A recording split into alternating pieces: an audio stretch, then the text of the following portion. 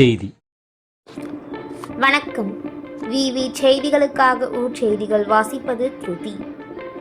ராணிப்பேட்டை மாவட்டம் ஷோலிங்கர் திருக்குளம் கரையில் அமைந்துள்ள நூற்றாண்டுகள் பழமை வாய்ந்த அருள்மிகு ஸ்ரீ கமல விநாயகர் ஆலயம் மகா கும்பாபிஷேகம் வெகு விமர்சையாக நடைபெற்றது. மூலவர் உற்சவர் சுவாமிக்கு சிறப்பு அபிஷேகம், பூஜை, தீப ஆராதனை நடைபெற்றது. கணபதி ஹோமம், கலச பூஜை, 108 மூலிகைகள் கொண்டு யாக பூஜை செய்து பூர்ணாகிதி நடைபெற்றது.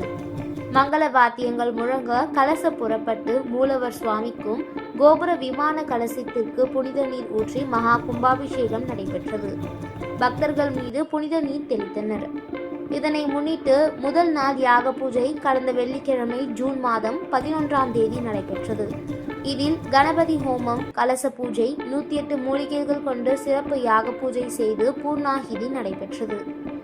இதனை ஒட்டி யாகசாலை சிறப்பு பூஜை துவக்கும் நிகழ்ச்சி நடைபெற்றது. இந்த நிகழ்ச்சியில் தமிழக கைத்தறி மற்றும் துணிநூல் துறை அமைச்சர் ஆர். காந்தி அவர்கள் கலந்து கொண்டு யாகசாலையை ரிப்பன் வெட்டி சிறப்பு பூஜையை துவக்கி வைத்தார்.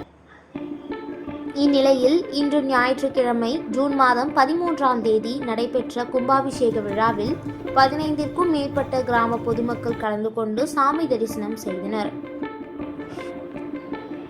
இதில் ஷோலிங்கர் சட்டமன்ற உறுப்பினர் A.M. முனிரத்தினம், இந்து அறநிலைத்துறை இணை ஆணையர் அனிதா, கமல விநாயகர் திருக்கோவில் அறங்காவலர் குழு தலைவர் ஏழுமலை ஆகியோர் பங்கேற்று சாமி தரிசனம் செய்தனர். பக்தர்கள் அனைவருக்கும் அன்னதானம் மற்றும் பிரசாதம் வழங்கப்பட்டது. விவி செய்திகளுக்காக விஜய் மற்றும் பாஸ்கர்.